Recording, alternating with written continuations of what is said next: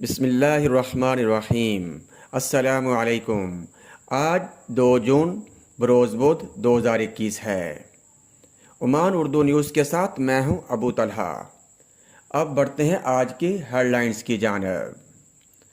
Supreme committee نے اپنے فیصلے میں مساجد کو کھولنے کا اعلان کیا ہے۔ سپریم کمیٹی نے ایک اور فیصلے میں فلائٹس کے بارے میں بھی کچھ اعلانات کیے ہیں۔ اب چلتے ہیں ان خبروں کی تفصیل کی جانب۔ سپریم کمیٹی نے اپنے فیصلے میں کہا ہے کہ مساجد کو آج 2 جون 2021 سے دوبارہ کھولا جا رہا ہے۔ سپریم کمیٹی نے مساجد کو کھولنے کے ساتھ کچھ شرائط بھی عائد کی ہیں۔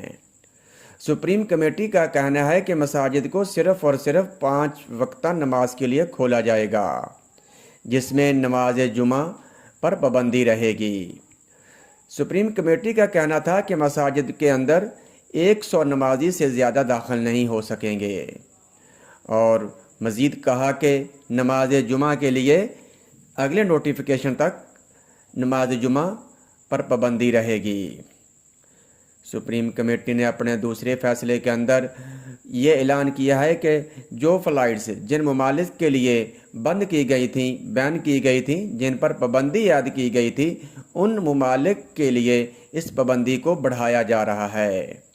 سپریم کمیٹی کا کہنا تھا کہ آج سے 2 ویکس کے لیے، 2 ہفتوں کے لیے، یعنی 14 دن کے لیے اس پابندی کو ایکسٹینڈ کیا جا رہا ہے۔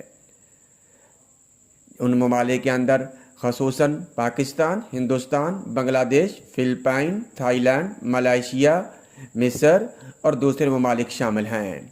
سپریم کمیٹی کا کہنا تھا کہ آج 2 جون کو یہ پابندی ختم ہو رہی تھی۔ سپریم کمیٹی کے فیصلوں سے یہ بات واضح ہو گئی ہے کہ آنے والے وقتوں میں بہت جلد تمام پابندیاں بھی ختم ہو جائیں گی۔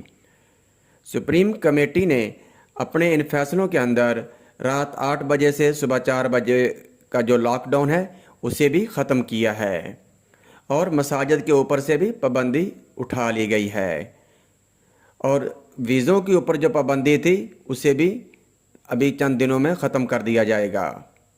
اور ایک بات جو واضح گائیڈ لائن نظر آ رہی ہے وہ یہ ہے کہ سپریم کمیٹی کے فیصلوں سے پہلے منسٹری آف مین پاور نے جو اعلانات کیے ہیں ویزوں کی فیسوں کے بارے میں، اور جو لوگ وزٹ پر عمان میں آئے ہوئے ہوتے ہیں یا اسٹڈی ویزا یا فیملی ویزا پہ، ان کو ایکسٹینڈ کرنے کی اور ان کو چینج کرنے کا، ورک پرمٹ میں تبدیل کرنے کے جو فیصلے تھے وہ انہی پابندیوں کے خاتمے کی ایک کڑی تھی۔